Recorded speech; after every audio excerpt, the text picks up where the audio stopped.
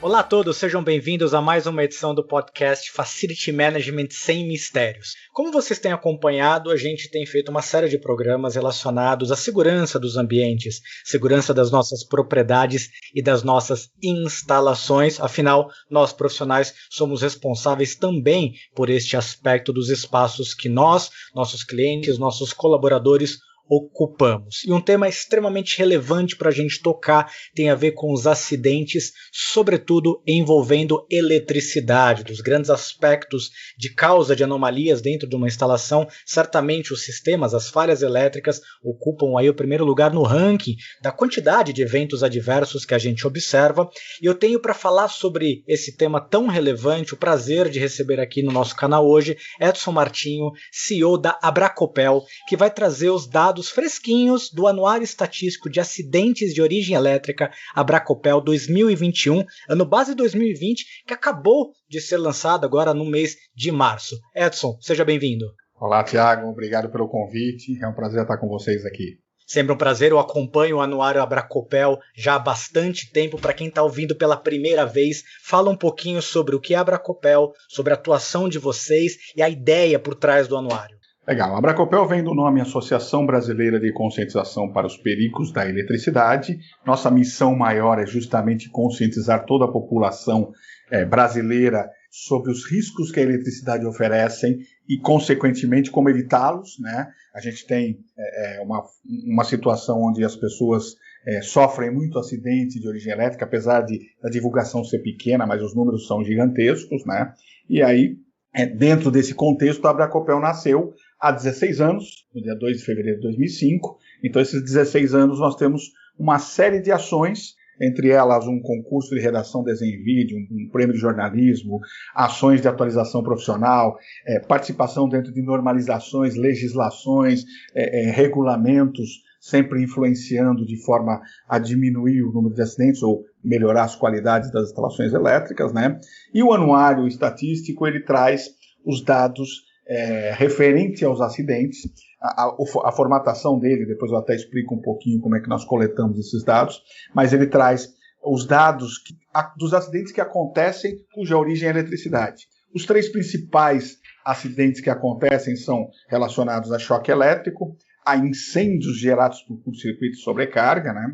E as descargas atmosféricas. Aí você tem alguns outros de arco elétrico, de acidentes por toque involuntário e assim por diante, mas esses três são os três principais acidentes. E com base nesses dados, né, o anuário que ele vem sendo coletado dados desde 2013, e que começou a ser publicado e disponibilizado para a população desde 2017, ele consolida as informações. Com essas informações, nós conseguimos trazer uma série de alertas para a população e, ao mesmo tempo, conseguimos também incentivar uma série de ações, né, tanto dentro da própria Abracopel como o próprio mercado, né, entidades pelo Brasil que vão se sensibilizando e vão atuando de forma a conscientizar a população sobre como evitar os acidentes de origem elétrica. Então, o contexto, né, resumindo aí em poucos minutos esses 16 anos de Abracopel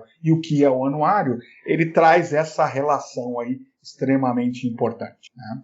Então já fala sobre o formato de captação, da onde vocês pegam informação. Uma coisa que tem sido uma temática muito forte em diversos dos bate-papos, as conversas que nós temos tido neste canal, é que o Brasil ainda engatinha no sentido de termos sistemas nacionais, sistemas oficiais que consolidam as informações dos mais diversos setores. Male-male a gente fala a mesma linguagem de área bruta líquida no mercado de locação, que dirá para os outros mercados. Então, tenho certeza que vocês também têm esse tipo de dificuldade. Como é que é a captação dessa informação?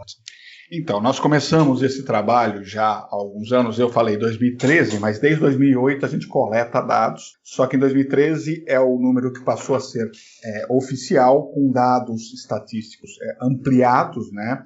Mas desde 2008 nós começamos com captação de notícias. Então, nós criamos uma série de palavras-chave, essas palavras-chave vão buscar notícias. O Google hoje, por exemplo, tem um mecanismo chamado Google Alert, e aí você, inserindo essas palavras-chave, ele vai te mandar um e-mail com uma notícia que tenha uma palavra-chave.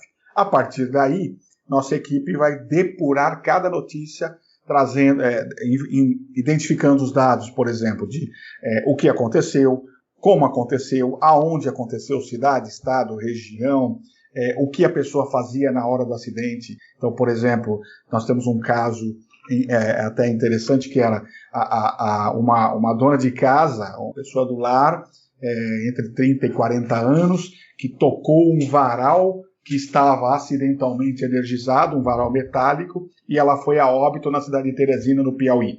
Então, os detalhes que nós temos é isso, a nossa equipe fica depurando, e a partir daquela notícia e mais outras, ela vai buscar mais coisas, mais evidências, né?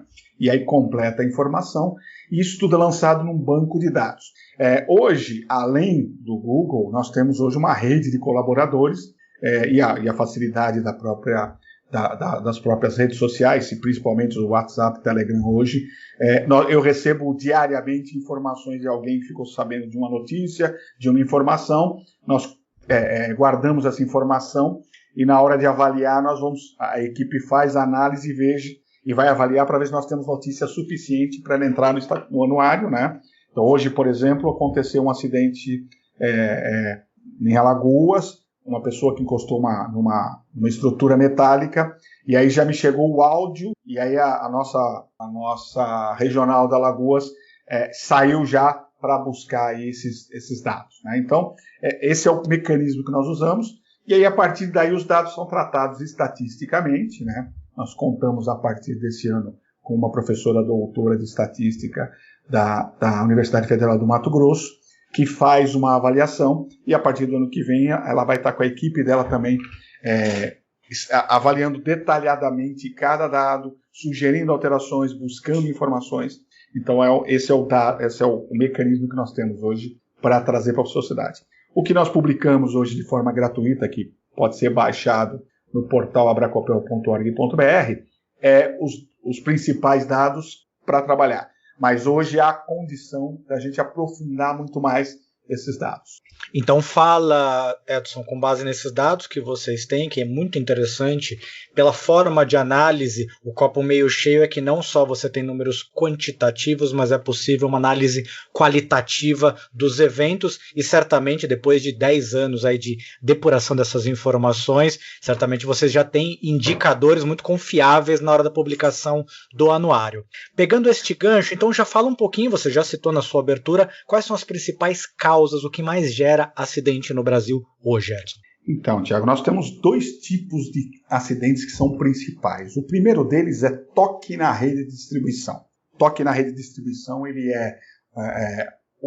o ocasional, ou seja, um pedreiro, um pintor, um instalador de fachada, instalador de internet, que eventualmente, por um descuido, encosta numa rede elétrica de distribuição, uma rede aérea de distribuição. Essas redes, via de regra, são normalmente com tensões entre 11.000 e 13.800 volts, né? E o acidente é gravíssimo na maioria dos casos.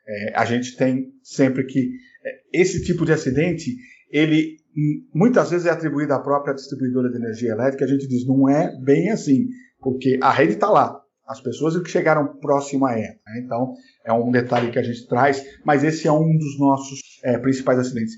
Mas o segundo maior número de acidentes em 2020, mas já foi o primeiro em 2019, por exemplo, 2018, é o número de acidentes dentro de casa. Por incrível que pareça, os números são muito próximos, eles ficam oscilando entre um e o outro, né? Mas sempre em primeiro e segundo lugar. E os números de acidentes dentro de casa é assustador, porque você está dentro do ambiente onde você, teoricamente, tem a segurança, né? E esses dados acabam nos mostrando que essa segurança é uma segurança falsa. Infelizmente, nós não temos como...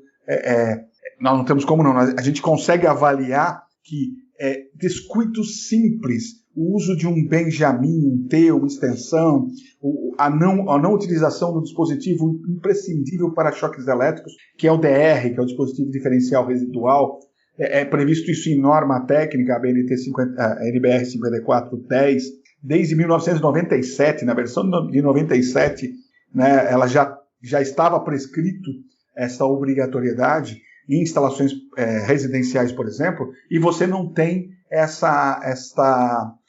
aplicação, né, de instalação, e aí o resultado disso é o acidente fatal, infelizmente. E nesse caso, né, indo por essa linha, as pessoas têm o desconhecimento de que baixa tensão, eu falei de 13.800 volts, todo mundo sabe que a rede aérea ela é perigosa e que não é para chegar perto e acabam chegando acidentalmente. Mas tem um problema pior ainda, porque as pessoas acham que o 127 e o 220 volts são só para tomar um choque e ficar esperto, mas acima de 50 volts em área seca ou 25 volts em área molhada, um ser humano mediano pode tomar um choque e morrer na hora. Então, são informações que a gente precisa deixar muito claro e as pessoas acabam entrando nessa balada aí. A gente vai falar mais para frente sobre as questões de projeto e como garantir uma instalação mais segura, mas você já falou um pouquinho do que esses números, as principais causas se repetiram, 18 e 19. Eu quero que você desse uma visão geral sobre como foi essa evolução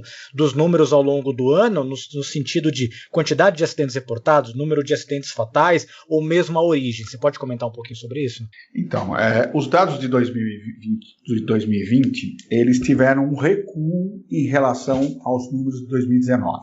A gente vinha num crescente anual de acidentes, né? Infelizmente, saímos de 1.100 em 2013 para 1.692 em 2019, com uma redução para 1.502 em 2020. Só que essa redução para 1.502, ela tem uma carga muito importante. O ano de 2020 foi um ano com muitas paradas de atividade. Então você teve uma redução grande, principalmente no início da pandemia, né? Nós tivemos uma redução muito grande de atividades. Então isso traz também uma condição onde a gente avalia essa redução. Por outro lado, o número de acidentes com choque elétrico, por exemplo, que em 2019 nós tivemos 697 mortes, em 2020 nós tivemos 691. Então, essa redução não foi tão grande em relação aos outros acidentes, né? Uma das reduções que nós tivemos um pouco mais significativa foram descargas atmosféricas, né? E os incêndios, que também reduziram um pouco. Isso acontece, né, Tiago, por dois motivos. Primeiro, o número de incêndios ele é reduzido porque o número de incêndios ele tem muito a carga de princípio de incêndio controlado, ou não controlado, na verdade, né? Um princípio de incêndio controlado não vira uma notícia, não vira uma informação para nós, né? Então você perde essa informação. E como muita gente, grande parte dos acidentes de incêndio, por exemplo, ocorreram dentro de casa e as pessoas passaram a estar em casa há muito mais tempo, a observação, né? Então, se há um princípio de incêndio, há um controle rápido desse princípio de incêndio e não virou notícia. Então, para nós, foi uma situação ótimo, perfeito, né? Não dizendo que foi ruim, mas ele não virou notícia. Então, esse princípio de incêndio não vai virar uma notícia para nós. Esse é o primeiro caminho. Por isso que diminuiu um pouco mais o número de incêndios. Já os choques elétricos fatais, eles são choques elétricos fatais. Não tem jeito, aconteceu e a pessoa morreu, né? Há um detalhe importante, porque, como eu disse no começo, quando você tem uma redução das atividades, teoricamente você tem uma redução dos acidentes na área externa, né?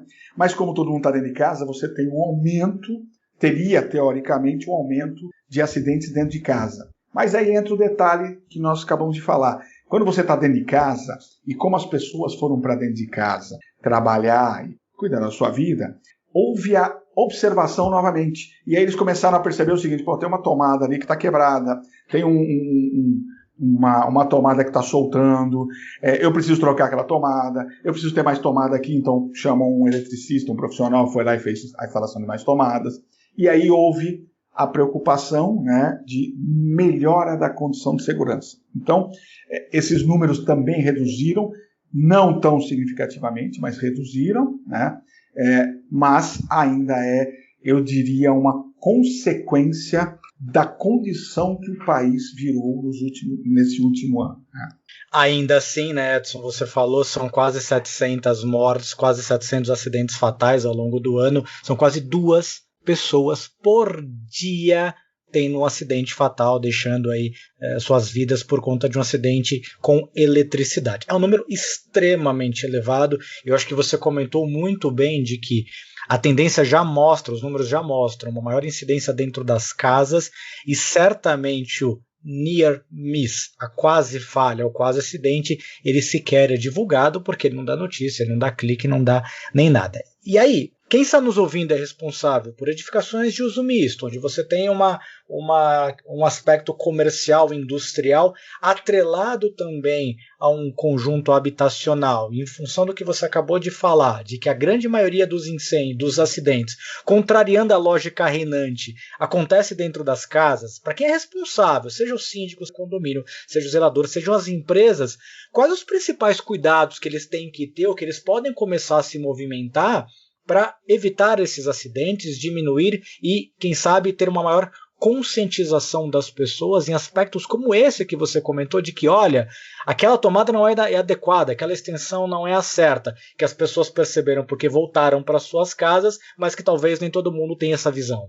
Pois é, Thiago, isso é importante, né? E esse momento é bom para a gente falar, porque os gestores, nesse caso, eles têm um papel extremamente importante. Dentro de um ambiente onde se convive muita gente, seja ele residencial, seja ele comercial, você tem as suas unidades, né? Então, a unidade habitacional dentro de um condomínio é a representação de uma parte daquilo. Então, o primeiro momento o gestor ele tem que começar a ter a atitude externa de cuidar da instalação elétrica do condomínio, de cuidar da instalação elétrica do entorno do condomínio, né? Então, a parte toda de jardinagem, a parte toda de piscinas, a parte toda de lazer, começar a trabalhar fazendo esse ajuste. Como é que ele vai trabalhar nisso? Primeiro ponto crucial, projeto elétrico. Edson, mas eu preciso fazer um projeto elétrico para a iluminação da quadra do prédio? Sim, porque nesse projeto elétrico vão ter detalhes que qualquer outro profissional que não tem esse conhecimento vão falhar. O simples fato de utilizar um condutor, o fio, errado, passando por dentro do eletroduto ou por dentro daquela tubulação que está suportando o holofote lá em cima, né? Só aquele fio que com o tempo sofre ações do sol, sofre ações da chuva, que vai perder aquela característica de isolamento, que vai encostar naquela estrutura metálica e vai permitir uma tensão de toque que nós chamamos, que é encostar a mão numa grade metálica, num poste metálico, e a referência ao chão, e você vai ter um choque elétrico, você já está criando uma situação de risco. Então, o projeto elétrico é o primeiro passo. O profissional contratado precisa ser um profissional, além de capacitado, atualizado, porque hoje, essa condição que eu acabei de dizer, por exemplo, existem conectores hoje que eliminam toda esta possibilidade de um choque elétrico e você pode resolver problemas, né? Esse é um dos passos. E o terceiro passo, que é muito importante nessa história toda, é o produto que você usa. Um dos problemas, por exemplo, hoje é o condutor. Hoje você tem mais de 260 marcas no mercado e só algumas, não tantas, né, um número bem menor, é que te oferecem qualidade. E não é que oferecem qualidade boa, não. O resto está fora de condição de uso. Ele pode te colocar em risco tanto de um choque elétrico como de um princípio de incêndio. Então, situações como essa que a gente apresenta, né, são situações que vão ajudar muito o gestor a cuidar disso. Então, o projeto elétrico adequado, de acordo com a norma técnica, o profissional qualificado e atualizado, junto com produtos de qualidade, é o cenário perfeito para que você tenha a segurança. Junto com isso, vem a periodicidade das avaliações, né? Recomenda-se que, no mínimo, a cada 5 anos para uma unidade habitacional, você faça uma revisão. E dentro de condomínios, dentro de situações dessa, anualmente você faça uma verificação. Não necessariamente você precisa fazer uma reforma, mas anualmente você precisa ter um profissional que vai fazer uma verificação, verificar se não tem fios desencapados, se não tem caixinhas sem tampa, se tem situações de risco no próprio jardim, por exemplo. Uma outra coisa que se usa muito de forma errada é iluminação em jardim instalado com fiações que isoladas lá com fita isolante, que com o tempo acaba perdendo. Então a garotada ou o próprio pet vai lá e acaba encostando naquele fio que está energizado. Então situações como essa são imprescindíveis, porque qualquer acidente que aconteça dentro do ambiente comum é responsabilidade do gestor, né? Então isso é um ponto importante que a gente traz aí. Na descrição do podcast também tem o link para o site do Qualifil, onde aqui tem uma série de informações. Qualifil, que é a Associação Brasileira pela Qualidade dos Fios e Cabos Elétricos, tem canais de denúncia, listas de testes de produtos, equipamentos, ou seja, tem uma série de informações que certamente você aí do outro lado ficou em dúvida para saber, opa, mas será que aquele material que eu estou comprando é de qualidade ou não? Edson, para a gente encaminhar para o nosso final, eu queria que você falasse um pouquinho sobre modernização e avanço das questões dos projetos elétricos e pontos que um gestor de propriedade de facilities que vai passar por um retrofit, que ele vai fazer uma reforma ou mesmo uma nova construção, que condições que, ainda que dentro das normas do projeto, dentro do que preconiza as normas técnicas, podem ser evitadas ou incluídas como dispositivos de segurança para mitigar ainda mais os riscos e tornar aquela instalação mais segura para os ocupantes. Tem aspectos que vale a pena mencionar nesse sentido? Tem, Tiago, é importante, né? A própria norma ela vai trazer esse caminho, né? A norma já diz o seguinte, a NBR 5410, que é a norma de baixa tensão, diga-se abaixo de 1000 volts, ou seja, as tensões que nós encontramos aí em todas as tomadas do dia a dia, ela diz o seguinte, nenhuma parte viva pode ser acessível sem que você precise remover a proteção. O texto não é exatamente isso, mas é parecido com isso, mas o que isso significa? Ninguém pode abrir um quadro, inserir abrir uma caixinha, a caixinha está sem tampa e colocar o dedo na parte viva. O que é a parte viva? São os cabos de energia, né, fase e neutro, que podem levar a óbito, aí, ao choque. Então, a primeira condição a ser estabelecida nesse projeto é verificar a normalização, a aderência à norma, nesse ponto, né? O segundo ponto é a tecnologia. Como eu estava falando sobre postes, né? O poste, por exemplo, levou a óbito um empresário alguns dias atrás, na região de Campinas, num parque central. Ele encostou no poste, o poste estava energizado, ele foi a óbito com 50 e poucos anos de idade, né? E eu citei sobre tecnologia, tem conectores para você fazer essa passagem, né? Então, a tecnologia ela te traz muita coisa boa. Por isso que eu falei que o profissional ele tem que ser, além de qualificado, ele tem que ser atualizado. Nós, né, a Bracopel faz, eu falei, uma das ações nossas é a atualização profissional. Nós fazemos vários eventos, webinars, webdebates, seminários, discussões anualmente sobre os assuntos da moda, né, os assuntos importantes sobre relação com segurança e eletricidade, mas também mostramos as tecnologias. Então a tecnologia, ela incorporada numa instalação elétrica, ela vai garantir uma segurança muito grande, né? E a regra principal, né? Nós estamos falando de segurança, isso é fato, mas uma instalação elétrica corretamente dimensionada, ela é econômica. Não pense que você vai gastar mais dinheiro, mas eu vou gastar dinheiro com o projeto. Você não vai gastar dinheiro com o projeto. O projeto vai te trazer uma redução de consumo, tanto de energia como de material, absurda. Então, isso é um ponto que a gente tem que trazer. Não fuja disso, não deixe de lado. Mas eu tenho um amigo, o eletricista, o cara que presta serviço para nós aqui, ele conhece do assunto.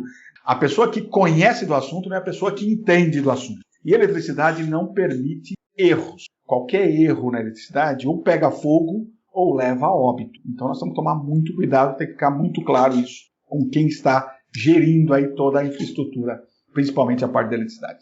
E eu comentei logo no início de que nós temos feito vários programas relacionados à segurança. O episódio 5 desse canal foi com uma entrevista com o Jorge Chaguri Júnior, o presidente da Abrinstal, que é a Associação Brasileira para a Conformidade das Instalações, onde ele exatamente falou sobre os programas de certificação da mão de obra que está apta a fazer os trabalhos de instalação, de reforma, seja lá o que for, nos diversos sistemas, incluindo o sistema elétrico. Edson, fala da Universidade Abracopel, que tipo de conteúdo o pessoal pode encontrar lá, e deixa uma última mensagem para a gente encerrar nosso programa de hoje. Legal. A Universidade Embracopel é um projeto que nós começamos no ano passado, é um repositório de informações importantes para a atualização profissional e para as pessoas que querem saber mais sobre eletricidade, né? Hoje nós temos mais de 130 materiais lá, entre artigos, TCCs, vídeos, webinários, seminários, links para que o pessoal acesse os nossos trabalhos e possam assistir, possam ler, possam ter acesso a, por exemplo, algum checklist, alguma coisa, todo esse material. E este ano nós temos uma programação intensa de atividades e de material que vão ser inseridos lá. Ele é aberto, qualquer pessoa pode acessar, universidadeabracopel.org.br ou diretamente no abracopel.org.br, no link da Universidade Abracopel. Lá você tem muita informação, tanto para quem é técnico, que quer se atualizar, como para quem não é técnico e queira conhecer um pouco mais da informação sobre como evitar acidentes de origem elétrica, né? Então esse é o trabalho da Universidade Abracopel. Sensacional, Edson. Para a gente encerrar, deixa uma última mensagem para o pessoal referente cuidado com as instalações, como se proteger e proteger as pessoas ao seu redor. Legal. Eu sempre digo o seguinte, eletricidade não é uma brincadeira. Eu citei que acima de 25 volts em área úmida, 50 volts em área seca, e 12 volts em área imersa, você já pode ter uma fibrilação cardíaca e ir a óbito. Então não dá para brincar com fios passando em volta de piscina, não dá para brincar com instalações inadequadas ou instalações temporárias em ambientes onde você tem um acesso de pessoas, né? E muito menos dentro de casa. Então é importante que as pessoas tenham a consciência que a eletricidade apesar de estar dentro da parede, apesar de ninguém ver, é extremamente imprescindível, mas oferece uma série de riscos, e esses riscos podem te levar a óbito ou perda de patrimônio. Então não brinquem com isso, contratem sempre um profissional habilitado, utilizem produtos de qualidade e tenham segurança sempre. E mais informações onde eles encontram sobre a Abracopel, além do site, mais algum ponto? Nós temos as redes sociais, LinkedIn, Instagram e Facebook. É o /Abracopel ou @Abracopel, dependendo da rede social, você vai encontrar a Abracopel. Muita informação, muitos pontos. Tem uma coisa interessante, só para citar, né, para quem é do nosso mercado, todo sábado, sábado sim, sábado não, nós temos um café com a Abracopel. Às 8h20 da manhã tem sempre um tema recorrente sobre segurança em eletricidade. Então, entra lá entra nas nossas redes sociais, Café com a Abracopel, sábado sim, sábado não, nós estaremos juntos aí batendo um papo sobre um tema, é um bate-papo mesmo, é um café virtual e a gente conversa aí sobre os temas recorrentes em relação à segurança e eletricidade, tá? Sensacional, Edson, quero agradecer demais sua disponibilidade, o excelente bate-papo, certamente nós teremos outras interações aqui no nosso canal. Para você que está nos ouvindo, continue seguindo a gente, compartilhe o canal desse podcast e fique atento que semana que vem tem mais conteúdo para vocês. Um grande abraço e até a próxima.